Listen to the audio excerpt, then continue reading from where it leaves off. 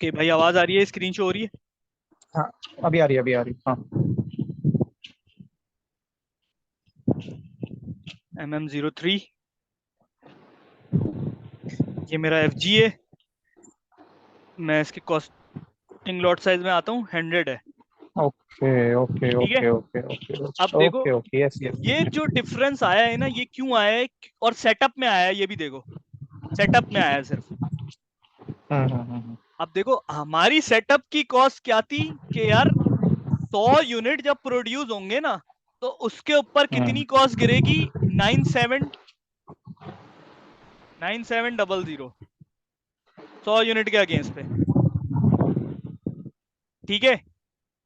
बराबर है। 100 यूनिट के अगेंस्ट पे। अब एक्चुअल में हुआ क्या? 97 पर यूनिट बने। करेक्ट है। 90 मल्टीप्लाई बाय 97, 8730। ये देखो 8730। करेक्ट। क्योंकि मेरी लॉट साइज फिक्स थी। किस लिए?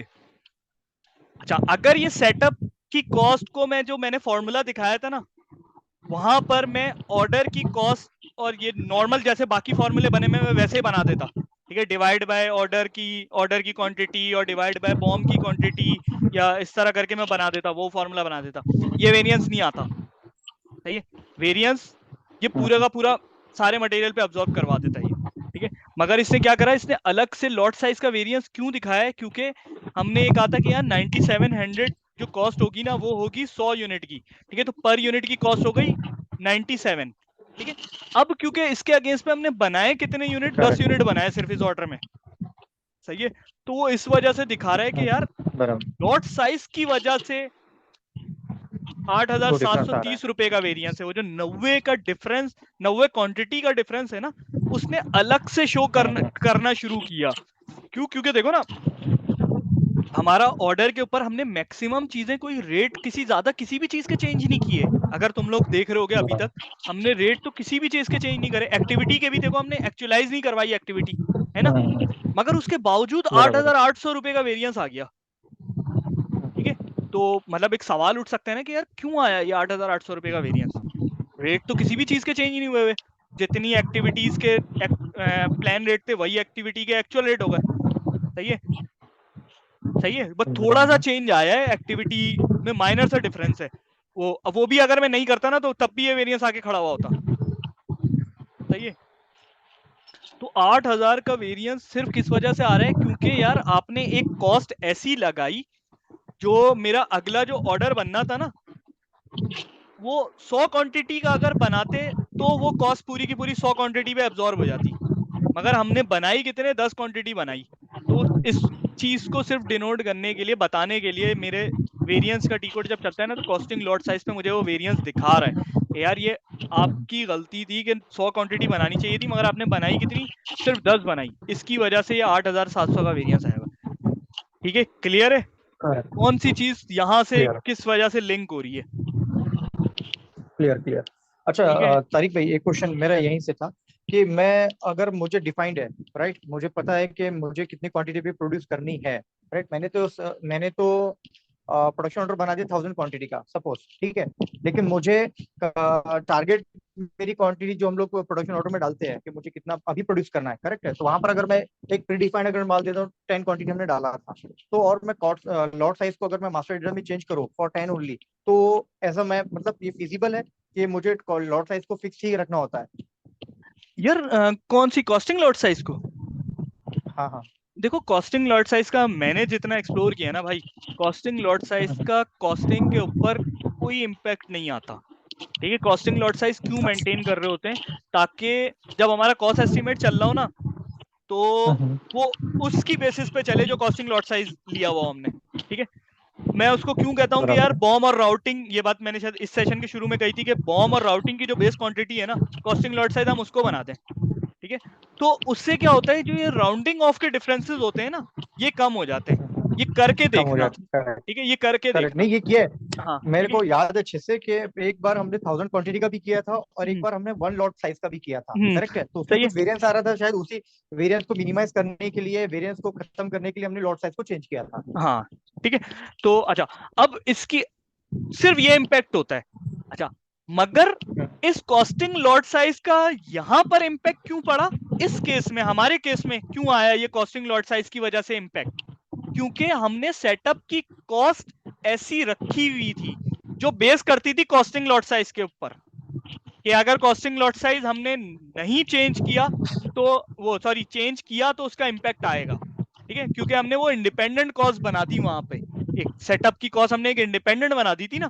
बाकी फॉर्मूले मैंने दिखाए थे, करेक्ट। बाकी फॉर्मूले में बेस क्वांटिटी ऑफ बॉम और बेस बराबर क्वांटिटी बराबर ऑर्डर की बराबर। क्वांटिटी से वो मल्टीप्लाई डिवाइड कर रहा था, मगर वहां पे करेक्ट, सेटअप को मैंने नहीं कर रहा था। अगर सेटअप का सेटअप फॉर्मूला सेटअप भी मैं सेटअप सेम सिंगल रख में देता था। ना वैसे ही, तो ये हाँ। वाली चीज भी हमें देखने को नहीं मिलती। सही है, करेक्ट करेक्ट करेक्ट। ओके हो गया।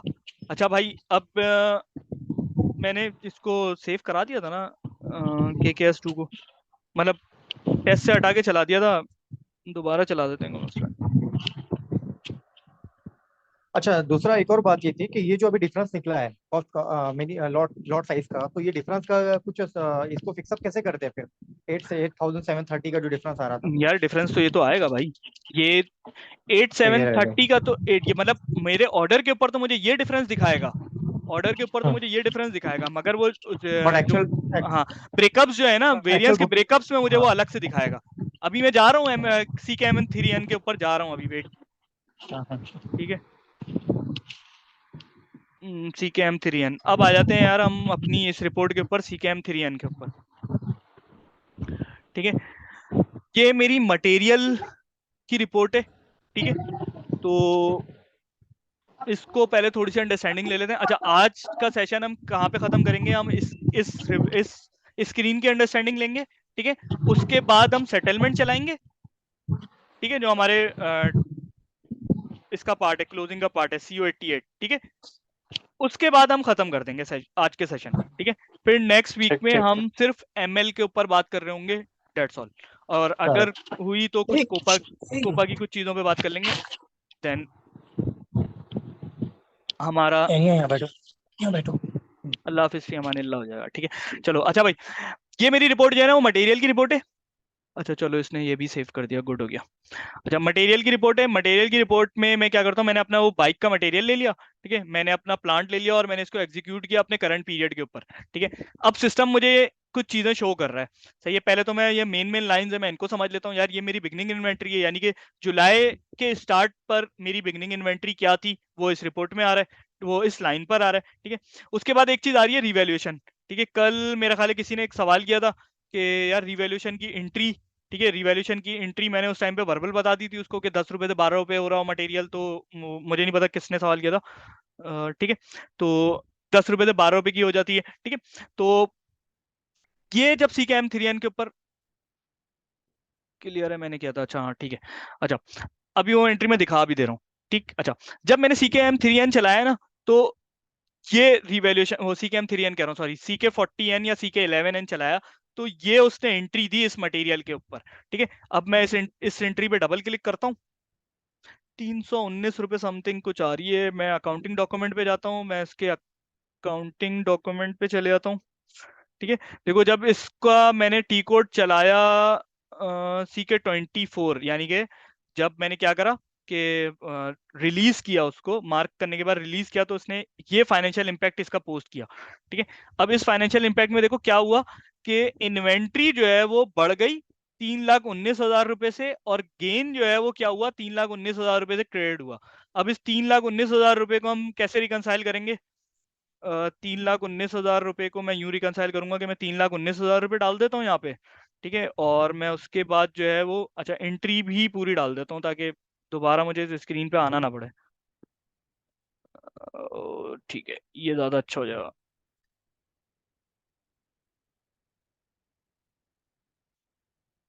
CK 24 पर ये करी उसने। ठीक है, अब मैं बैक आता हूँ।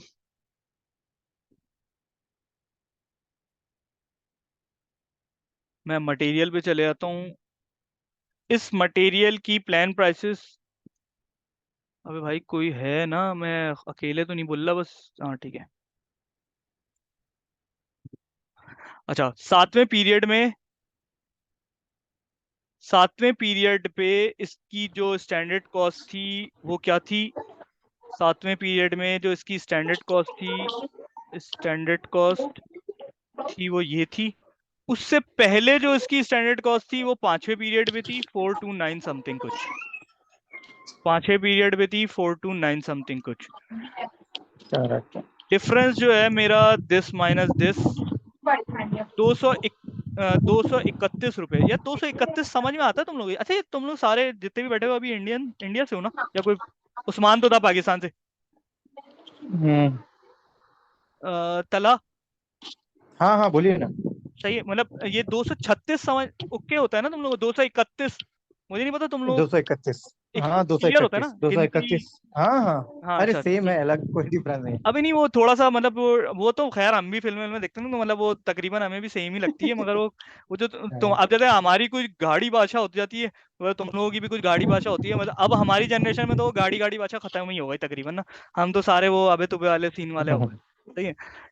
तो अच्छा, 231 रुपये समथिंग हो गई। अच्छा, अब ये 231 रुपये से ना, ये 231 रुपीज जो है ना, वो पर यूनिट की है। ठीक है, पर यूनिट की है। ठीक है। अच्छा, जी। मेरा जब बिगिनिंग इन्वेंट्री थी तो वो कितनी थी? 1381 समथिंग। ठीक है, मेरा बिगिनिंग इन्वेंट्री था 1381। ठीक है, दिस मल्टीप्लाई बाय दिस। ठीक है, 31। एक मिनट, ये 1381 बिगिनिंग एंट्री मतलब जब आपने उसको फर्स्ट टाइम कंज्यूम करा था वो बोल रहे हो? नहीं नहीं नहीं नहीं, देखो जुलाई में कंज्यूम मीन्स हमारा जब आपने। जुलाई में हमारा कॉस्ट एस्टिमेट रिलीज हुआ ना। हाँ, सही है, बराबर है। जुलाई में कॉस्ट एस्टिमेट रिलीज हुआ तो जुलाई की पहली तारीख को मेरा इन्वेंट्री कितना था? ये मटेरियल एक अच्छा अच्छा एक अच्छा, हजार ओके तीन ओके सौ ओके, इक्यासी हाँ हाँ। 1381 था। ठीक है। अब करेक्ट मैं क्या करेक्ट, बोलता हूँ ठीक कि ठीक। यार पहले अगर इन्वेंट्री 10 रुपए की थी, 10 से 12 रुपए की हो गई, तो वो क्या करेगा? 2 रुपए से हम्म मटेरियल को डेबिट करेगा और उसका रिवैल्यूएशन क्रेडिट करेगा। सही है? हम्म। सही। ग्रेट, तो करेक्ट करेक्ट। हाँ जी। अब उसने क्या, मटेरियल जो है वो पहले कितने का था? 429 का था। अब हो गया कितने का? 660 का। तो हर मटेरियल के ऊपर अपर रिवैल्यूएशन हुई। ठीक है, यानी कि महंगा हुआ मटेरियल, 400 से 600 पे चला गया। तो 231 रुपए हर मटेरियल पे मेरे बराबर बढ़ गए। ठीक है। अब जब हर मटेरियल पे बराबर। 231 रुपए बढ़े, तो 1381 मटेरियल पे कितने के बढ़े? 319784। ठीक है। करेक्ट। जब मेरा कॉस्ट एस्टिमेट रिलीज हुआ तो सिस्टम में एंट्री क्या पास हुई? 319784। ठीक है, वो चीज यहाँ पे रिफ्लेक्ट कर रही है, 319784। ओके हो गया? क्लियर है। इस स्क्रीन को समझना बहुत जरूरी है। अगर ये स्क्रीन नहीं समझ में आई, एमएल समझ नहीं आएगा। ठीक है, तो अगर किसी के कोई भी पॉइंट है ना, ये तुम लोगों के लिए मतलब समझो बहुत, खैर मैं कोई मतलब अपनी बड़ाई नहीं कर रहा, तो 4-5 बंदे हो, इस वजह से मैं इतना इंटरेक्टिव सेशन कर रहा हूँ कि भाई हाँ बोलो जिसको जो बोलना है।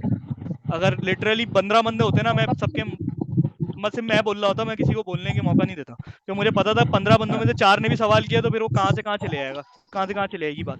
ठीक है। तारिक भाई, ये सारी चीजें मैं पहली बार देख रहा हूँ, तो मुझे हो सकता है कि थोड़ा समय लगे इसको। ये जानी यार कौन? तला, तला या किसने सवाल? तला ने बोला। अच्छा भाई नहीं तला, नहीं तुम नहीं, एक मैं नहीं हूँ, नहीं मैं नहीं हूँ। विजागन। अच्छा अच्छा विजय, अच्छा सॉरी यार। अच्छा ब्रो, तुम एक काम करना, सिर्फ ना ये जब सेशन रिकॉर्ड के अपलोड हो ना, तो इनको एक दफा और देखना। ठीक है। एक दफा और देखने के बाद ना तुम एक दफा इसकी अपने खुद से चलाना और इसकी प्रैक्टिस करना। ठीक है, मतलब इस तरह प्रैक्टिस करना कि हर हर लेवल की ना तुम तस्वीरों से मिला के एक्सेल पे उसको लेकर आओ और उसको बैठ के ना एनालाइज हम्म। करो। ठीक है। जी उसके जी जी। बाद मैं गारंटी तुम्हें कह सकता हूँ कि यार ऐसा हो ही नहीं सकता तुम्हें समझ में ना आए। जी जी जी, मैं वही सही है। करने वाला हूँ। बस कॉस्टिंग यार, कॉस्टिंग टोटल यही है कि तुम उसको बस ना बैठ के खुद से करो, खुद से करके ना उसको। अच्छा, मेरा अपना मानना ये है कि मुझे इस स्क्रीन पे समझ ही नहीं आ सकता। मेरा अपना मानना है, हो सकता है कोई इतना जीनियस हो उसको इस स्क्रीन पे समझ में आ रहा हो। ठीक है, मेरा मानना ये है कि यार जब तक मैं इसको एक्सेल पे लेके खुद से उस पर कुछ फॉर्मूले वार्मूले और यूं यूं नहीं करता ना, मुझे नहीं समझ में आता। ठीक है। तो करेक्ट। खुद से इस तरह की कैलकुलेशन करो, आएगा समझ में। ठीक है। अच्छा, ओके। एक अच्छा एक और पॉइंट था मेरा। अच्छा, आप क्लियर कर ले पहले। ओके अच्छा, अब देखो इस स्क्रीन पे ना मल्टीपल कॉलम्स आ रहे हैं। बोलिए अब किसी पहला का होगा। कॉलम क्या है, ये है प्रिलिमिनरी वैल्यू का, ठीक है, मतलब preliminary value mean it's mean समझो स्टार्टिंग वैल्यू जो भी है, ठीक है। उसके बाद आ रहा है प्राइस डिफरेंस, ठीक है। प्राइस डिफरेंस के बाद एक्सचेंज रेट है, ये परचेज वगैरह के टाइम की से आता है, ठीक है। और उसके बाद ये एक्चुअल आ गया, ठीक है, और ये पर यूनिट के ऊपर प्राइस है, ठीक है। अच्छा देखो स्टार्टिंग वैल्यू क्या है, 429 समथिंग, 429 हमारे पास भी यही आ रही थी।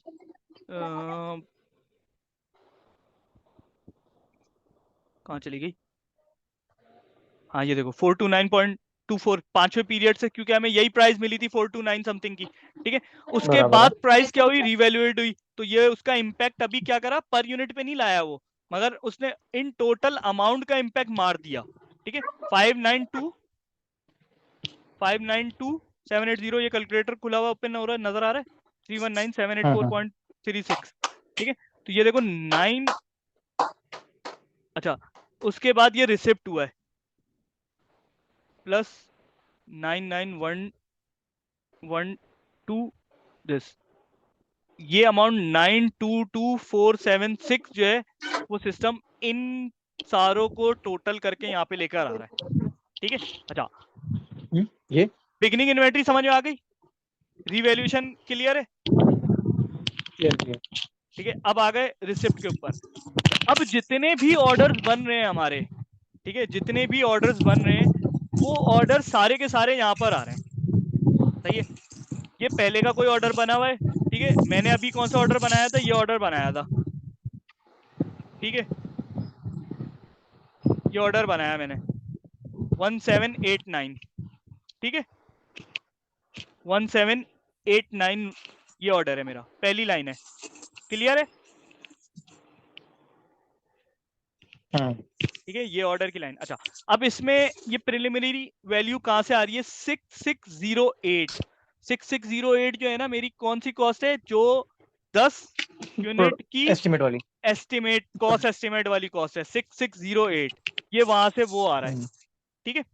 अच्छा करेक्ट। अब क्योंकि मेरा ये तो स्टैंडर्ड पे कॉस्ट है, एक्चुअल पे तो है ही नहीं है, ठीक है। एक्चुअल में तो हमने कॉस्ट कैलकुलेट करी थी, कितनी थी, 15,000 समथिंग कुछ की, ऐसे ही था ना, बराबर है। ठीक है। अब सिस्टम वो 15 इस 6608 को 15,000 पे कब लेके जाएगा, हमने वेरिएंस कैलकुलेट करवा दिया है 8,800 समथिंग कुछ का, ठीक है। अब जब हम सेटलमेंट चलाएंगे तो सिस्टम क्या करेगा, उसको उस ऑर्डर को, मैं मटेरियल की बात नहीं कर रहा, उस ऑर्डर को स्टैंडर्ड से एक्चुअल पे लेके चले जाएगा, कैसे अभी देखते हैं। CO88, CO88 मास का है, KO88 सिंगल का है, ठीक है। डायरेक्ट टेस्ट रन से चेक हटा रहा हूँ यार, डायरेक्ट चला रहा हूँ, ठीक है, ये मैंने ऑर्डर पे चला दिया, ठीक है। अच्छा इसकी वजह से सबसे पहले मैं वो कर लूँ कि मेरे ऑर्डर के ऊपर क्या हुआ, ताकि मेरी वो एक पूरी ट्रेल मुकम्मल हो जाए।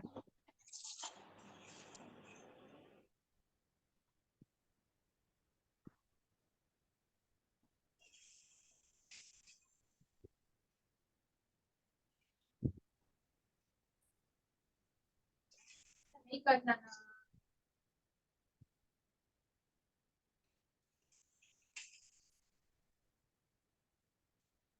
आफ्टर सेटलमेंट, आफ्टर सेटलमेंट देखो भाई, एक्चुअल कॉस्ट पे जो मेरे यहाँ पे वेरिएंस नजर आ रहा था ना 886 समथिंग कुछ, सिस्टम ने इसको क्या करा, सिस्टम ने इसको जीरो कर दिया, इसके अगेंस्ट पर एक ये लाइन सिस्टम ने ऐड कर दी, ठीक है, सेटलमेंट के नाम से, ठीक है, जो ऊपर नहीं थी मेरे पास, बराबर है। ठीक है। ठीक है। अब ऑर्डर की स्क्रीन पे तो इसने इस तरीके से शो करा, ठीक है, कि यहां से एक लाइन पोस्ट करी तो ये जीरो कर दिया, सी के अंत 2 मिनट,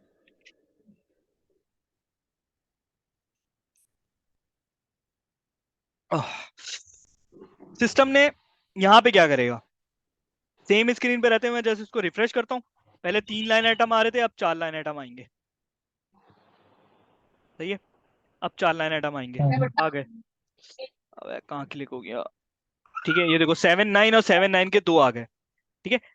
प्रिलिमिनरी वैल्यू पे 6608 के ऊपर ये स्टैंडर्ड पे पहले से था मटेरियल, ये मटेरियल, ठीक है। अब बराबर है। इसने 8800 समथिंग की जो है ना वो प्राइस डिफरेंस में पोस्टिंग करी, सही है। करेक्ट है। तो अब इन दोनों को अगर हम मिलाएंगे, एक ऑर्डर की कॉस्ट पे इन दोनों को मिलाएंगे, तो इट्स मीन के 15,000 समथिंग का जो इम्पैक्ट था वो इस मटेरियल के ऊपर आ गया, ठीक है। ये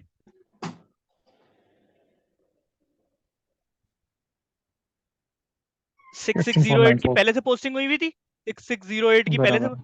8886 की अब पोस्टिंग हो गई, तो इन दोनों को जब मिलाएंगे तो 494 आ 15494 रहा फोर आ गया इस ऑर्डर के ऊपर, इतने की वैल्यू आ गई, ठीक है ना।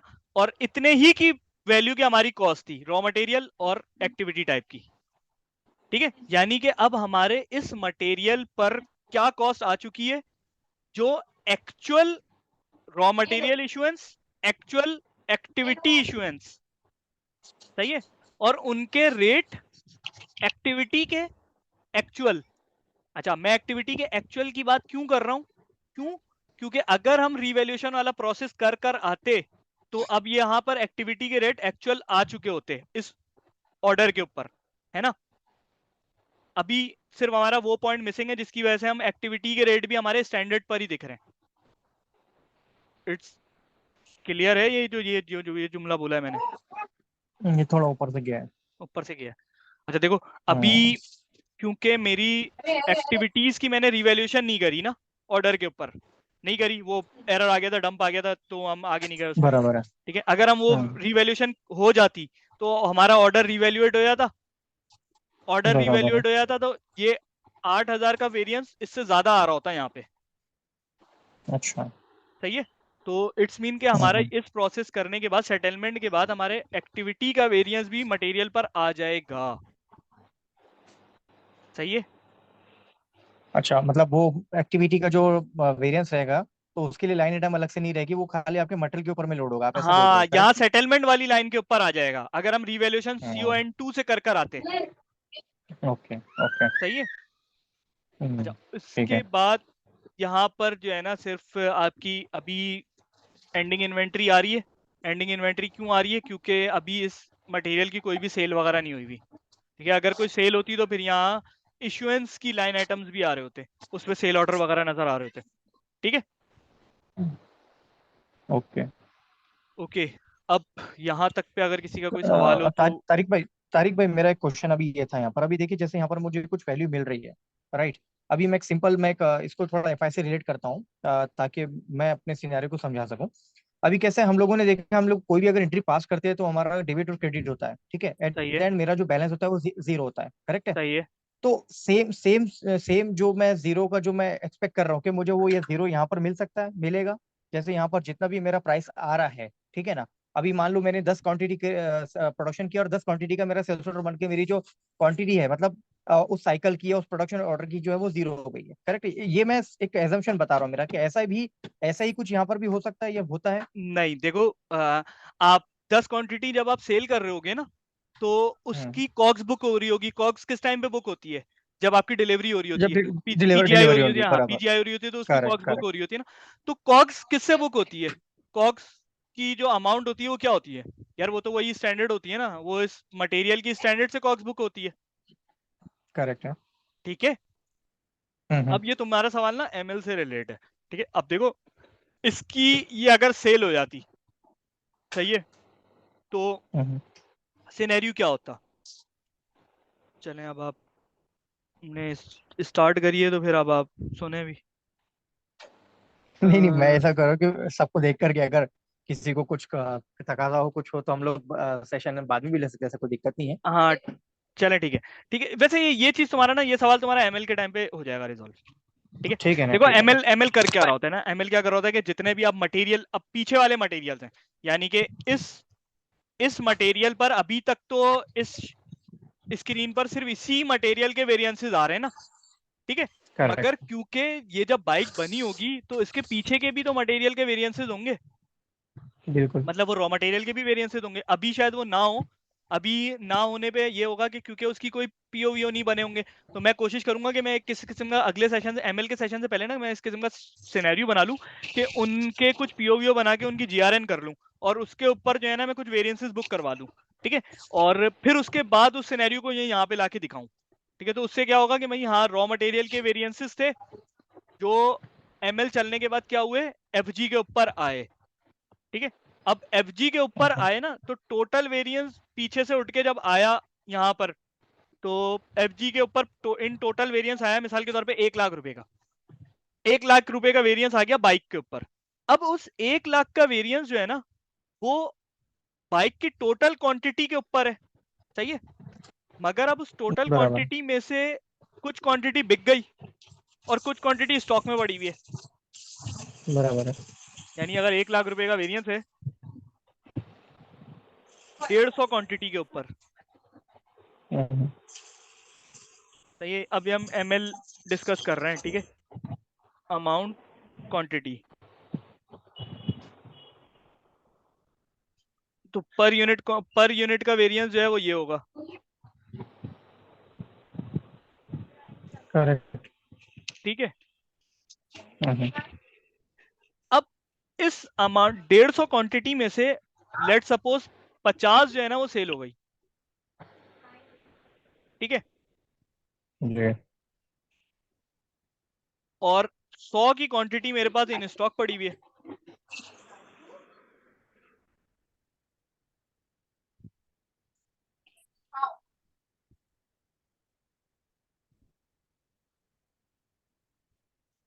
सही है, यही होगी, जी ठीक है। ये इसको माइनस नहीं करते हैं, इसको भी 15 करते हैं ताकि अमाउंट मैच हो जाएगी, ठीक है, 1 लाख हो जाएगी ये, ठीक है। अच्छा अब देखो जी जो सेल हुई है ना उसको एमएल क्या करेगा और इन स्टॉक होगी उसको एमएल क्या करेगा। यहाँ पे तो सिस्टम सेम सिर्फ यही एंट्री पास करेगा कि एमएल के टाइम पे वो क्या करेगा, जैसे कि हमारे वहां पर मटेरियल की रिवैल्यूएशन के टाइम पर उसने एक रिवैल्यूएशन की एंट्री पास करी ना, तो यहाँ पर भी तो मटेरियल रिवैल्यूएट हो रहा है, वहां पर एक्टिविटीज की वजह से रिवैल्यूएट हुआ था, यहाँ पर किसकी वजह से रिवैल्यूएट हो रहा है, अपने पिछले मटेरियल की वजह से, रॉ मटेरियल की वजह से, है ना। बराबर है। ये समझ आ रही है, ये समझ में आया, ये 1 लाख रुपए का वेरिएंस कहाँ एक का था, एक ये 1 लाख रुपए का वेरिएंस रॉ मटेरियल का था। ये जब एफजी के ऊपर आ रहा है तो एफजी की क्वांटिटी कितनी है, 150 क्वांटिटी है। अब उस 150 क्वांटिटी में से 50 बिक गए हैं और 100 जो है वो इन स्टॉक है, ठीक है।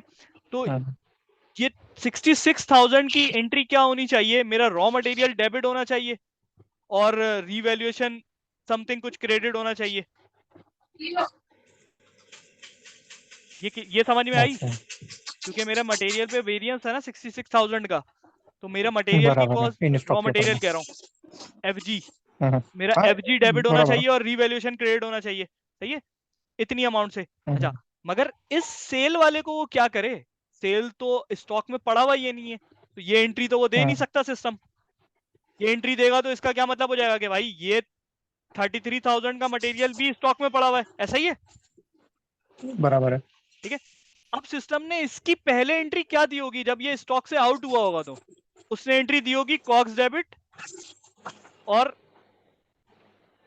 एफजी क्रेडिट, करेक्ट है। ये एंट्री होती है ना जब पीजीआई हो रही होती है, पीजीआई डिलीवरी हो पीजीआई रही होती है, पीजीआई के टाइम, ठीक है। करेक्ट करेक्ट तो करेक्ट करेक्ट। हाँ एफजी तो बाहर चला गया, ठीक है, मगर हमने उस एफजी की कॉस्ट बढ़ानी है ना, ठीक है।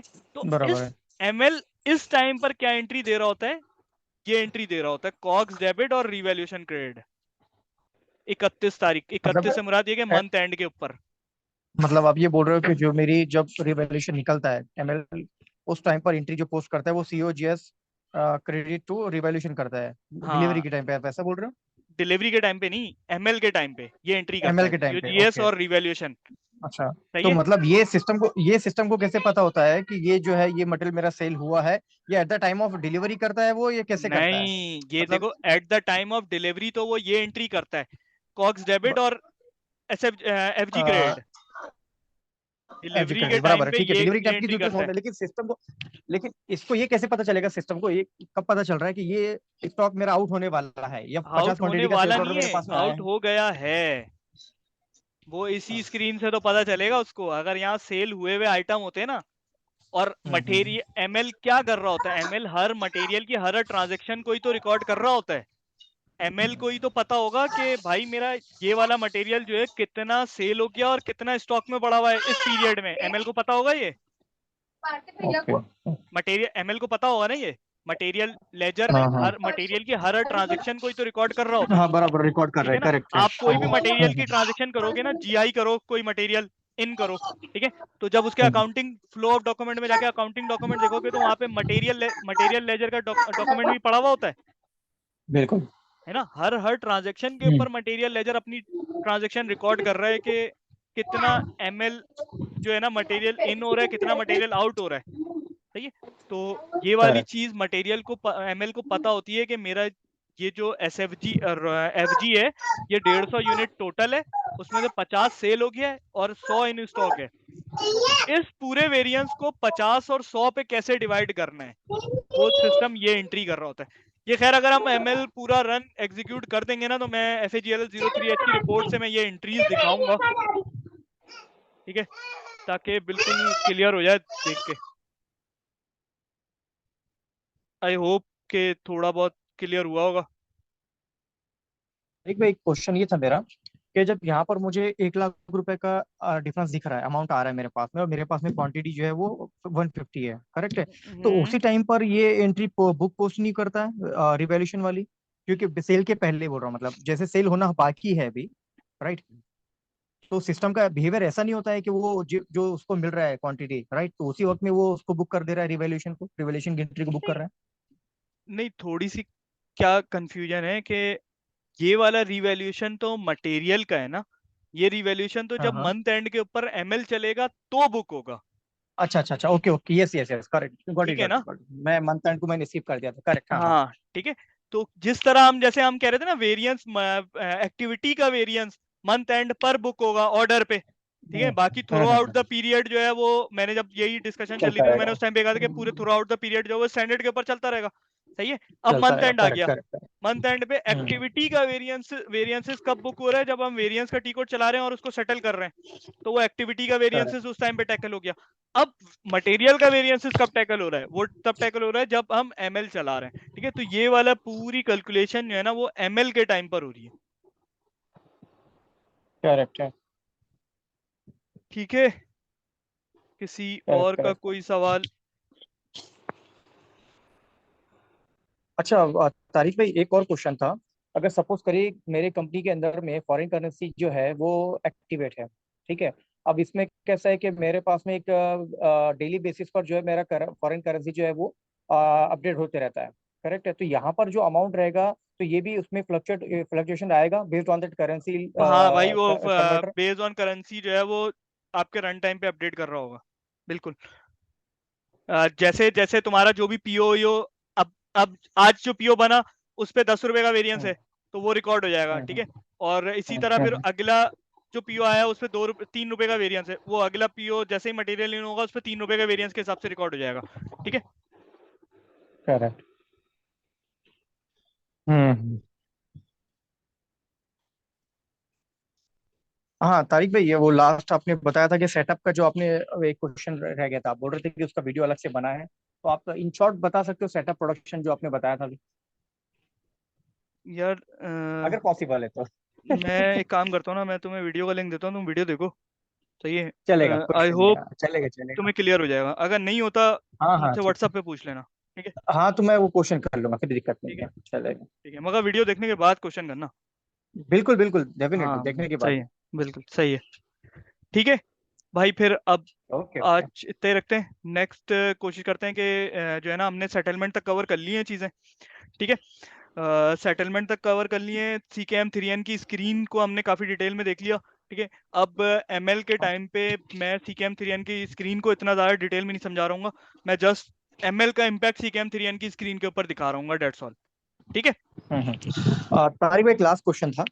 मैं कौन कौन से लेवल के ऊपर पर कौन कौन से ट्रांजैक्शन के बाद में मैं CKMN3 और KBC_ORD ये स्क्रीन को चेक कर सकता हूँ? जैसे अब सपोज करिए, मैं एक एग्जांपल वापस से आपको लेता हूँ कि हम लोग जब एसेट परचेज करते हैं, एसेट का कोई भी ट्रांजेक्शन करते हैं, एफ एसेट से मैं एग्जांपल दे रहा हूँ, तो हम लोग ये बार बार CW01N चेक करते हैं, सॉरी AW01N AW01N सही है ना।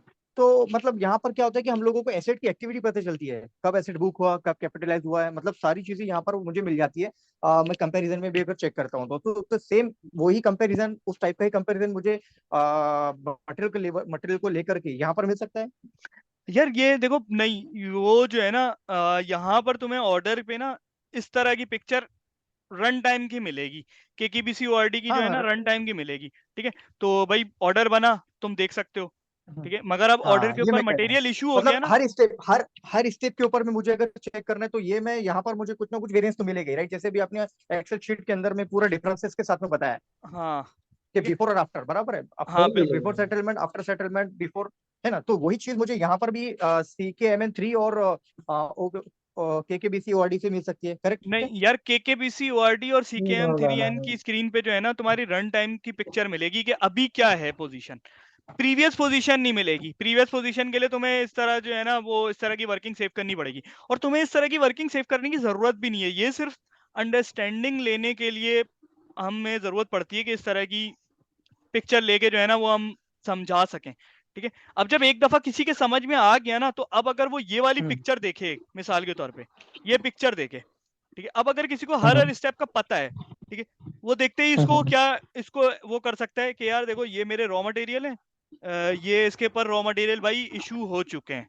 ठीक है, क्योंकि उसको पता है कि इशू होंगे तो एक्चुअल में नजर आ रहे होंगे ना। ये मेरी एक्टिविटीज हैं, एक्टिविटीज इशू कंफर्म हो चुकी हैं, यानी कि अच्छा भाई ये मेरे जो प्लान, ये जो है ना देखो मेरा जी FG जो है, ये यहाँ पर इसकी एक्चुअल में क्वांटिटी भी आ रही है, कॉस्ट भी आ रही है, इसका मतलब इसकी GR भी हो चुकी है। ठीक है, अच्छा यार ये देखो ये मेरे जो है ना ये लाइन आ गई, इसका मतलब है कि इस पे वेरिएंस भी चल चुका है और जो है ना वो GR भी हो चुकी है। ठीक है, अच्छा मेरी ये लाइन आ गई, इसका मतलब है यार मेरा सेटलमेंट भी हो चुका है इसके ऊपर। ठीक है, तो अब अगर किसी को अंडरस्टैंडिंग हो गई ना, तो जब वो सेटलमेंट के बाद ये पिक्चर देख रहा होगा उसको सब समझ में आ रहा होगा। हमें ये उसको प्रीवियस की तस्वीरें दिखा के क्यों समझाना पड़ता है कि यार मैं अगर पूरा ऑर्डर में डायरेक्ट चला दूं, मैं ये दिखाऊं शुरू में ही किसी को, और मैं बोलूं यार इस पे मटेरियल भी इशू हो गया है भाई, हो गया यार देखो ना एक्चुअल आ रहा है, ये एक्टिविटी भी कंफर्म हो गई है, आ रही है, देखो इसके अगेंस्ट GR भी हो गई है। ठीक है, तो उसके समझ में नहीं आएगा जब तक मैं उसको इस तरह से पिक्चर शुरू से ना दिखाऊं कि देखो यार सब जीरो है, फिर देखो ये आना शुरू हो गया, ये आ गया, अब देखो ये भी आ गया, एक्टिविटीज भी आ गई। ठीक है, तो ये पहली दफा ही उसको दिखाने की जरूरत है। नेक्स्ट टाइम उसको जरूरत नहीं है, उसको तुम ये पिक्चर दिखाओगे उसको समझ में आ जाएगा क्या क्या इशू हो गया, क्या क्या नहीं हुआ। सही है, ये जरूरत इस वजह से पड़ रही होती है उसके हर स्टेप को शो कराने की। ठीक है भाई, और केकेबीसी की स्क्रीन जो है ना वो आपको रन टाइम की पिक्चर दिखाती है कि अभी क्या है। अगर किसी पे सब कुछ हो गया है तो वो ये पिक्चर दिखाएगी, किसी ऑर्डर के ऊपर सिर्फ मटेरियल ऑर्डर बना है कुछ भी नहीं हुआ तो ये पिक्चर दिखाएगी। ठीक है, ओके, आई होप के यार जो चीजें डिलीवर हुई होंगी क्लियर समझ में आ गई होंगी। नहीं नहीं, बहुत माशाल्लाह, नहीं बहुत तो सही सेशन उसके रहा बाद ये बहुत सारी चीजें क्लियर भी हुई है।